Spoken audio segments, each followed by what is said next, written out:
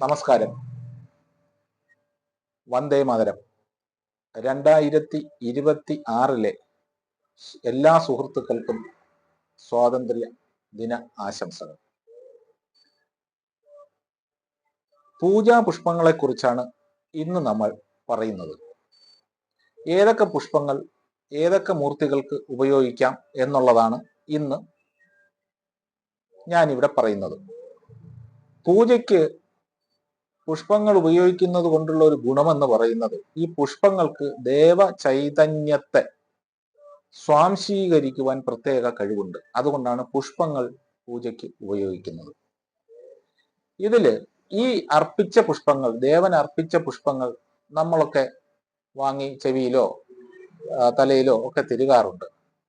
അത് അങ്ങനെ തിരുകുന്നത് കൊണ്ട് വലിയ ഗുണമാണ്. ആ ദേവചൈതന്യത്തിന്റെ ഒരു അംശം നമ്മളിലേക്കും അത് എത്തുന്നു എന്നുള്ളതാണ് സങ്കല്പം.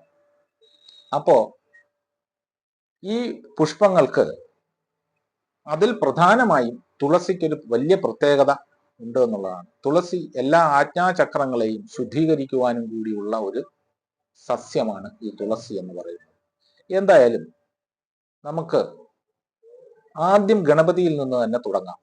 ഗണപതിക്ക് ഏത് പുഷ്പമാണ് ഉപയോഗിക്കേണ്ടത്, ഏതാണ് ഉപയോഗിച്ചു കൂടാത്തത് എന്ന് നമുക്ക് നോക്കാം.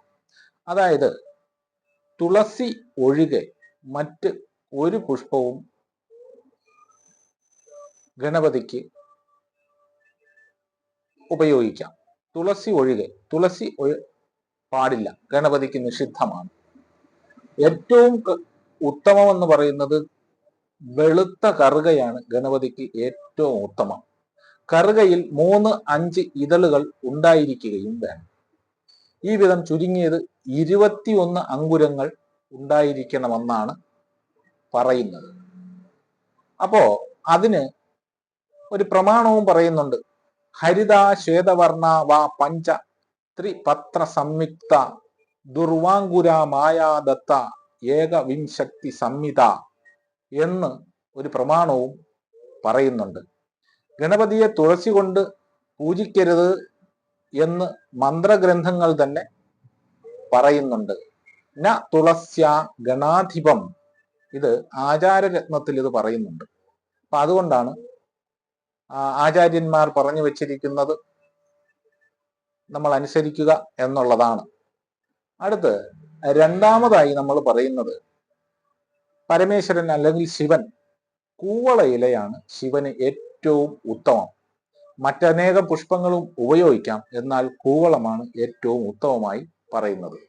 ഉപയോഗിക്കാൻ പാടില്ലാത്തത് താഴാമ്പു, കടമ്പ്, പലാശം, കേതകം, ശിരീഷം, തിന്ത്രിണി, ബകുളം, കപിത്തം, ബിഭിതം, കർപ്പാസം, ശ്രീപർണി, ശാൽമലി, ദാണ്ഡിമം, ദാതകി, ഇങ്ങനെ പോകുന്നു ശിവന് ഉപയോഗിക്കാൻ പാടില്ലാത്ത പുഷ്പങ്ങളും സസ്യങ്ങളും.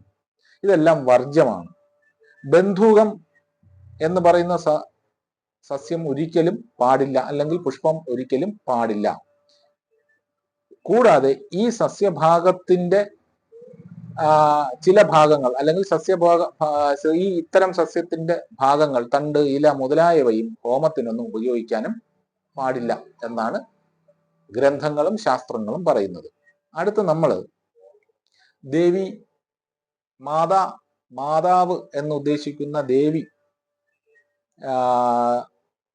ദേവികളായിട്ടുള്ള മൂർത്തികൾക്ക് ശിവൻ ഉപയോഗിക്കുന്ന എല്ലാ പുഷ്പങ്ങളും ഇലകളും ദേവിമാർക്ക് ഉപയോഗിക്കാം. അടുത്ത് പറയുന്നത് വിഷ്ണുവിനെ കുറിച്ചാണ്. വിഷ്ണുവിന് തുളസിയാണ് ശ്രേഷ്ഠം. അതായത് ഗണപതിക്ക് നമ്മൾ തുളസി പാടില്ല എന്ന് പറഞ്ഞു, എന്നാൽ വിഷ്ണുവിന് തുളസിയാണ് അതീവ ശ്രേഷ്ഠമായ ഒന്ന്. വെളുത്ത തുളസിയാണ് കൂടുതൽ അഭികാമ്യം. വെളുത്ത തുളസിയാണ് ഏറ്റവും നന്നായിട്ട് പറയുന്നത്.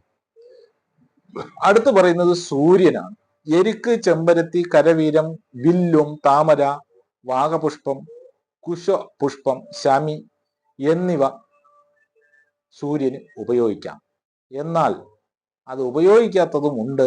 ഗുംജ, ഉമ്മത്ത്, കാഞ്ചി, ഗിരികർണിക, തകര, മാമ്പു മുതലായവ സൂര്യന് ഉപയോഗിക്കാൻ പാടില്ല. മൊത്തത്തിൽ അത് പറഞ്ഞാൽ, നമ്മൾ പെട്ടെന്ന് മനസ്സിലാക്കിയിരിക്കാൻ വേണ്ടി നാം പറഞ്ഞാൽ, പൊതുവേ വർജ്യമായ കാര്യങ്ങൾ എന്തൊക്കെയാണെന്ന് ഞാൻ പറഞ്ഞു തരാം. സൂര്യന് കൂവളയില, ഗണപതിക്ക് തുളസി, വിഷ്ണുവിന് അക്ഷതം, ദേവിക്ക് കറുകപ്പുല്ല്, വിഷ്ണുവിന് എരുക്ക്, ശിവന് താഴമ്പൂ. ഇവകൾ ഇത്തരം മൂർത്തികൾക്ക് ഒഴിവാക്കേണ്ടതാണ്.